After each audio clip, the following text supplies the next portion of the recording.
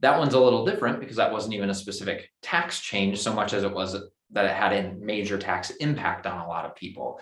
So those are the sorts of things, though, that over time can really impact, what the terms that you might have in that estate plan and what you need to plan around, especially if you have a lot of different types of accounts.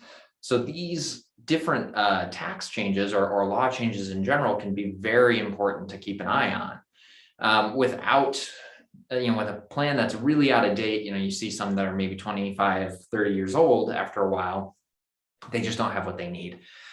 So again, welcome to everybody who's just joining me now. I'm attorney Justin Randall with Hooper Law Office. Again, as I mentioned a second ago, our topic today is going to be about how legal changes can impact someone's estate plan. I'll give a couple specific examples as well as just kind of generally how they can impact people. But these are the types of changes that either people aren't keeping an eye on because the general population isn't either interested in it or just isn't aware of how those law changes will impact them. I mean, people always tend to focus on it, and the media in general tends to focus on like income tax changes, right? If those tax brackets have been proposed to be moved up or down, or percentages are changing, that's the sort of popular topic to talk about. But people don't talk as much about some of the other legal changes that can still have either tax implications or just general legal implications for either a will or a trust that somebody might have, or the types of assets that they're trying to pass down. So those are the things that that highlight the need to get plans looked at every so often. So before I get too in depth in that topic, though, just a quick reminder. We will be sending out some information to you. So you will actually get sort of a little cheat sheet of some of the examples of legal changes that occurred over the last, let's see, how far back did we go? 1986. So is the first date on there. But so that just gives you some good examples of, okay, these are the types of things I'm talking about when I'm talking about law changes, not so much just the tax brackets have changed. So we'll send that out, and along with that, we'll send out a feedback form where you can fill out if you'd like an initial consultation or us to reach out to set one up with you. Those are complimentary initial consultations. We usually schedule them for about 2 hours to give enough time to talk through the situation and really get to know your particular situation and how we can help plan around that. So if you'd like us to do that, that's a really good way to have us reach out and set up a time to talk. And then our next upcoming session is actually, our webinar next week is actually about protecting your loved ones from others. Excuse me, that's for October 6th. So on September 29th, we have what do you need to know about long-term care costs? So those are our next 2 weeks, I guess. And then just a reminder, if anyone's watching or participating on Zoom, you can ask questions and I will see those pop up. So if you have questions while I'm going through this, please submit them. I'll see them and be able to answer them as we're going through. So why do you need to care about legal changes impacting your estate plan? As I mentioned, there's often the ones that people are worried about, like income tax changes, and those certainly can play into somebody's estate taxes, or not estate taxes, excuse me, their estate planning, but they're less important during the initial planning. Your current tax bracket is a part of it, but we're really more worried about things like changes to how certain types of assets have to be dealt with after someone inherits them, or the types of estate tax exemptions or levels that we have today. If those change, we're more concerned about that. Your current income tax bracket is less important than potentially even your kids' income tax bracket or your beneficiaries' income tax brackets. Not just what they are today, but what they may be at some point when they inherit. Both, are they in a higher tax bracket when they inherit due to a law change, on top of being later in life and sort of in their prime earning years.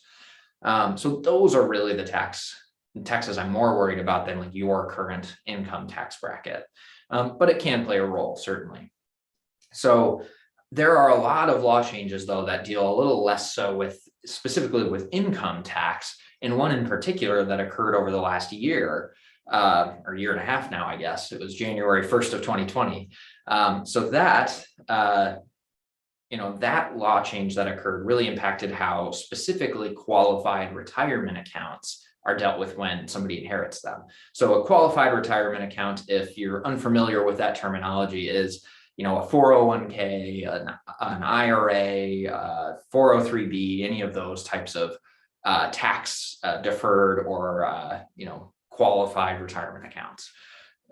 It could be a Roth as well. So a Roth IRA or 401k is just you paid the tax going in and then it grows tax free. So those were also impacted by this change. But what this law did, it was called the Secure Act, if you're curious about looking it up. The Secure Act changed a couple of things during lifetime for people. It changed things like when the required minimum distributions had to start for somebody. So it's now 72 rather than 70 and a half as it was under the old rules. But it also changed how someone can contribute past certain points now that they were previously precluded from. If they reached age 70 and a half, they couldn't continue to contribute. That's changed as well. But where the really impacted estate plans and how we plan around those types of assets was how long now a beneficiary of one of those accounts has to take out those proceeds. So it used to be, the old rule was somebody could have their life expectancy to start taking out the IRA or 401k that they inherited. And this is not talking about like a surviving spouse. They can still roll that over as if it were their own. But if it was a child or another person inheriting an IRA or 401k under the old rules, they would have to take it out right away or start taking it out right away or relatively shortly after they inherit it. But they would use their life expectancy to say how long they had to take the whole thing out. So it stretched the taxes for many, many years because somebody still has to pay the taxes, and it's when they're taken out of those accounts, if they're pre-tax IRAs or 401ks, that tax is paid. So, someone who is in their late 20s, early 30s inheriting an IRA under the old rules would have like 50 years or so. I forget the exact amount of years that they would probably have, but somewhere in that range of how long they had to draw down that account, how much they had to take out each year, and how much in taxes that would be based off of their income bracket. So it wasn't as much of a problem for a lot of those accounts if you could draw it down over such a long period of time, because it didn't really bump up your tax bracket all that much unless it was a very, very large account. But even if it was a couple $1 million IRA, 1/50th of that is not the most or the biggest tax concern I would have for somebody compared to what it is now.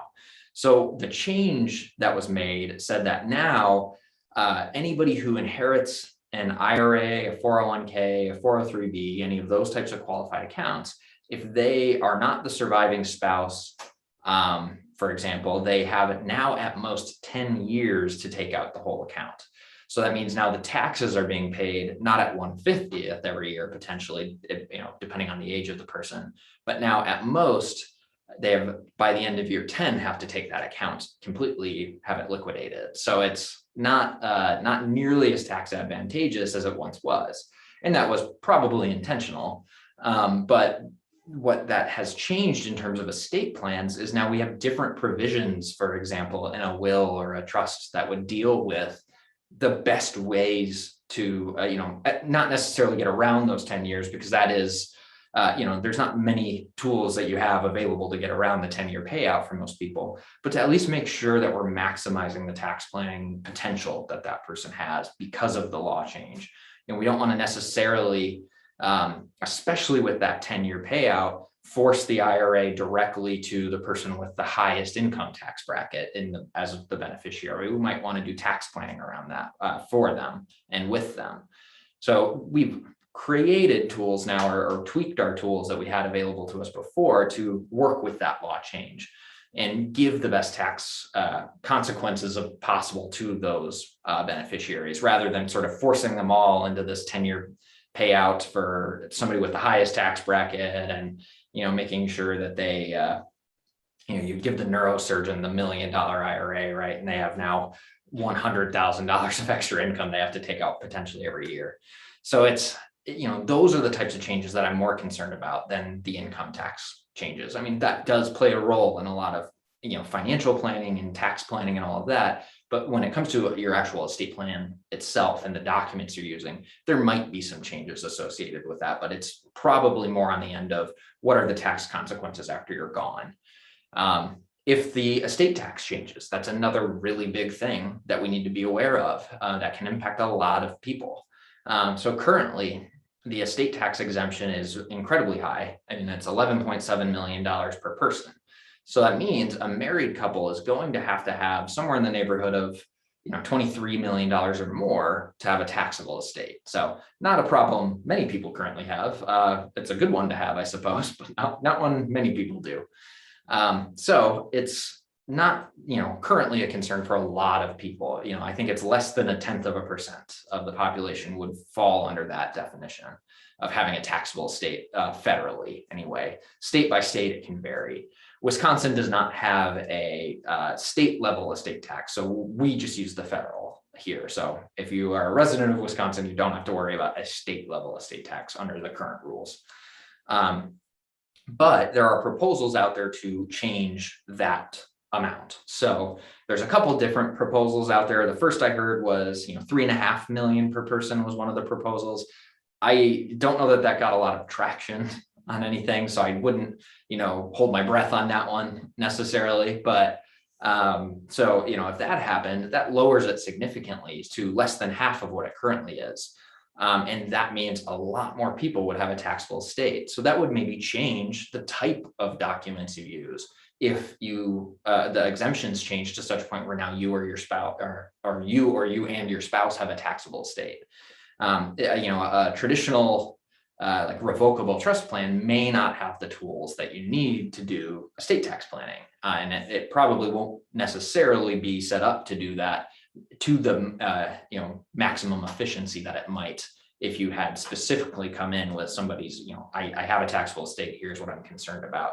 There's different tools that you would use in that circumstance. So, somebody who doesn't have a taxable estate now, but under the new rules, if those pass, if they do, well, that's a pretty significant change. And that's the type of thing too that has a very big impact on not just the estate plan itself, but on the beneficiaries, right? The estate tax percentage is like 45%. So if you go over that amount under the current rules, then you have to pay 45% to those taxes, which could really reduce the size of someone's estate pretty substantially, right? And if you're trying to plan around that, but you aren't using the right tools because they aren't set up to deal with a law change like that, you're not doing any planning around it, then you're not accomplishing what you're looking at doing. So that is really important to keep an eye on, is the estate tax changes in particular, and even to the lowest proposed amount, which was that 3.5 per person. That's still not going to impact everybody, right? And remember, for a married couple, then that would be 7. So it's not overly concerning for still a large portion of the population, but it's going to impact a lot more than it currently does. What is more likely to happen based off of kind of the talk is that they will probably let it go down to around 6 million-ish per person. So they're going to go back to the old exemption that they were using, which at the time was set up as $5 million with inflation. So it will probably be around $6 million per person if that changes. So still not a huge chunk of the population, but still more than it is currently. So estate tax changes are huge when it comes to estate planning, because you need your plan to specifically revolve around dealing with that if you're trying to eliminate those or lessen them at the very least. But there are other other sorts of law changes as well that can really impact the tools you have available. So these might be a little less obvious because they don't necessarily deal with things like finances or taxes or money in general, but deal with other sorts of areas of planning that revolve around you or your family. One of the big ones that I'm sure many of you have heard of or have dealt with at some point over your life at this point is when HIPAA became a law that changed a lot of the rules around disclosure of private health information. And it changed the way that somebody might have access to that information if there was a disability and the family needed to get access to it, or if there was an incapacity. So without having somebody authorized as a HIPAA authorized recipient, that person can't get that information. So prior to HIPAA, a lot of estate plans I see, so this came into effect in around 2003. I see some plans from the 90s that maybe their healthcare power of attorney doesn't have anything about HIPAA in it, or they don't have a separate HIPAA authorization on file with the doctor. And I've had circumstances where someone came in and that had caused problems for them because the agent on the healthcare power of attorney couldn't get health information, which was not helpful to that person. And what we want to see now in a lot of healthcare powers of attorney, for example, is probably a HIPAA authorization in the document, along with a separate HIPAA authorization as well. Because a lot of estate planning is not just about, well, what happens after I'm gone, or what happens to the money or my things. It's how does somebody step in for me during my life too? How do I have somebody step in if I'm incapacitated and I need them to?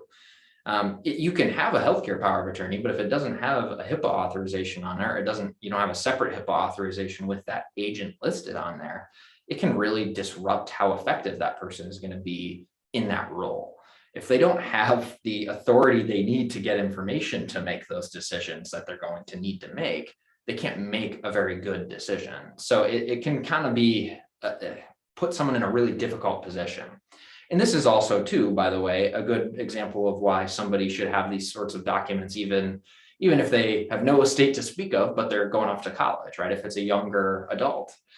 Without sort of HIPAA authorizations authorizing parents to receive information, it's possible that the doctor can't speak to the parents about what's going on either. So for example, if someone's in an accident and there's a medically induced coma or something like that, I'm certainly not a medical expert, so I don't know if that's exactly how that works, but with that sort of situation where the person can't convey that information, tell mom and dad I'm all right, here's what room I'm in the hospital, things like that. The doctor can't speak to the parents if they don't have that authorization to do so. The law does not assume that families get along, for example, and doesn't assume that somebody's going to want their parents to have that information at that point. Minors, that's a little different, right? Parents do have some right to that information because they need it to make the right decisions. But once that person turns 18, that authority is gone. Unless there has been a guardianship or something like that has put that authority back in place, right? That's a little different. So HIPAA was a really big one too, that you look at plans before that point, they just don't have the tools and the powers of attorney that we would need to be able to deal with a lot of things. So speaking of powers of attorney, another really big change, or I guess not a specific big change, but changes that often occur more so than something would change with like the tax laws even, are different authorities that might be granted through a financial power of attorney. You look at ones that are pretty old, and there's been law changes over the years that have allowed new authorities to be placed in those documents that may have not been there before. A really big one, actually, this is pretty recent as well, was one that occurred in about 2016, where powers of attorney for finance, we can now grant authority through those documents so that that agent, the power of attorney, can get access to online digital accounts because it's considered digital property. So whether that's online bank accounts or online, I guess, social media accounts would in theory fall under that, passwords, access to your Amazon account if need be, whatever it is, that's now considered digital property. So we can now grant authority through a financial power of attorney to deal with that. So that if somebody needs to step in during a disability, they can, in theory, get access to those accounts to manage expenses or, use them to pay for, debts or, whatever the situation might be, or maybe stop payments for things. If, you had a subscription through something and then you just didn't need it anymore and they were trying to help manage the finances, a power of attorney can now grant that authority. And old powers of attorney prior to that point often didn't mention anything about it. They may have said some things about, like, maybe somebody granted some sort of authority through like a digital, because social media had been a thing obviously long before 2016, but it wasn't, in Wisconsin anyway, something that was actually codified in the law until that point. So older powers of attorney may or may not actually do anything with it. And it's been a while since I've looked at the state statutory form that some people use, which is vague, very vague in terms of what their authorities are granting. So it'll say things rather than like, oh, I can pay bills or I can write checks. It'll say the person has banking powers, but not explain what that means. But it's been a while since I've looked at it, but I don't recall if it actually even says anything about like dealing with online digital property. A big thing now, and I'm actually, to be entirely honest with you, unsure of how this would actually function.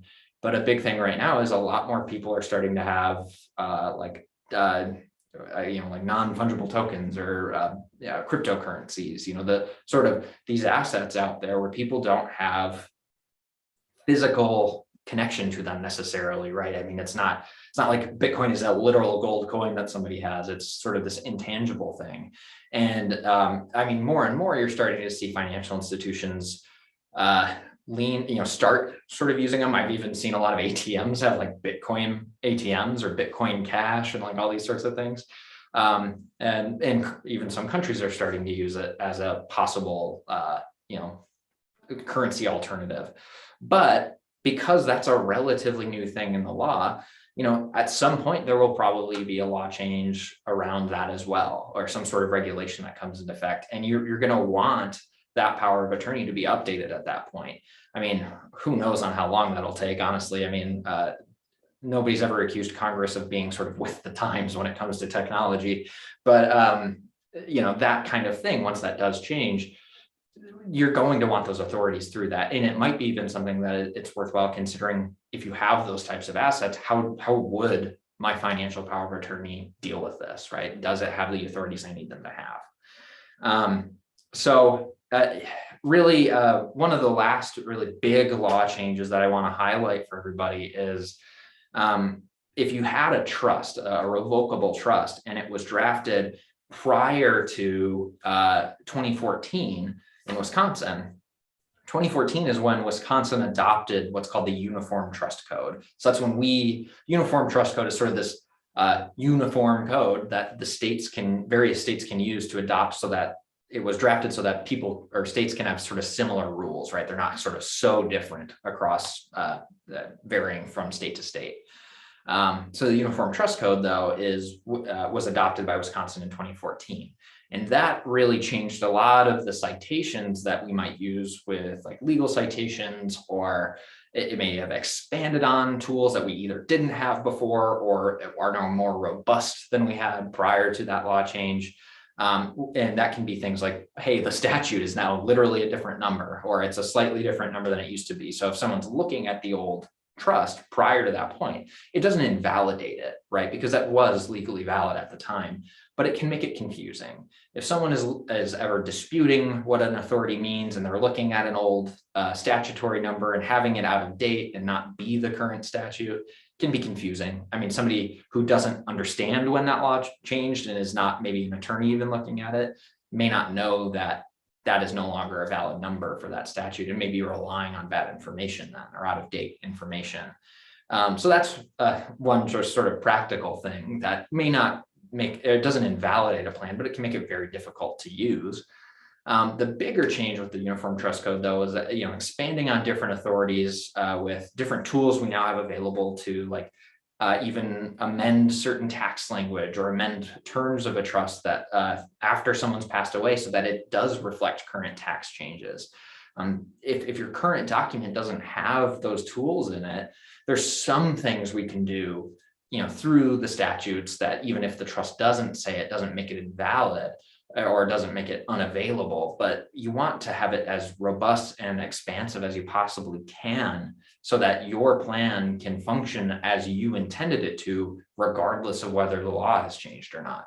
You don't want that law change to sort of cripple your plan or to just not be as expansive as you need it to be to deal with sort of these unforeseen changes that come up over time. I mean, this is, you can keep an eye on your family and on their situations and plan around them, because that's in front of you, right? You can see those changes. Those are the things that, if those change, you have to update your plan as well. But that's more obvious to the general public that, okay, if my son or my daughter, passed away, I need to plan around that. I need to change my beneficiaries on things potentially. That's, you're aware of those sorts of things. But when you're not paying attention to, again, like statutory changes, especially at the state level, you just can't follow those and understand how those are going to change your plans. And it's not the general public's job to do that, right? I mean, it's more information than even attorneys in general, if they don't practice in this area of law, that even they can't focus on to the level that may be required to do it effectively, right? Same way I would not be a good defense attorney for someone accused of a crime, right? But that is where having regular reviews for estate plans are so important. So I mean, what we generally recommend is somewhere in the neighborhood of 3 to 5 years or so, every plan should be looked at. It's kind of like the oil change for your car, right? Although that you should not wait 3 to 5 years for that.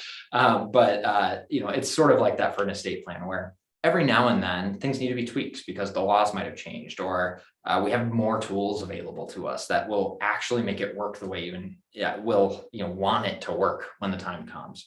But you need to do regular maintenance on these things, because having a plan is not a one and done situation. It's not something where oh, I have my will from 1960 and it's going to be good no matter what.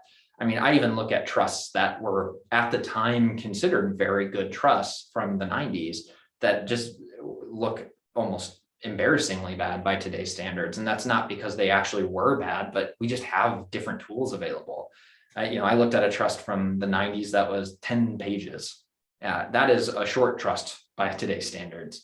So it clearly doesn't have a lot of the things that I would like to see in it for a client of my own. So those are the types of things that you need to be aware of, though. Not that you have to know what the law change actually is, or that you have to be, following the year-to-year change on these things, but knowing that you should have these reviewed is really putting you ahead of the curve on, from the general public, being aware that these things change and that your will or your trust from the 90s is probably not something you want to use at this point without updating it, right? And I mean, in general, even if the attorney you worked with in the past is no longer practicing, or you moved, I mean, that is a really good reason, if it's been more than 5 years, to have somebody who practices solely in this area of law to have, to look at it. With that, I guess I don't see any questions. So just a quick reminder if you do want us to set up that initial consultation, to reach out or to fill out that feedback form. Otherwise, our next topic next week is just planning more around long-term care costs and what people need to know about that in order to do that prospective planning. So if that's something you're interested in, that'll be same time next week on September 29th. Otherwise, I will see you guys then.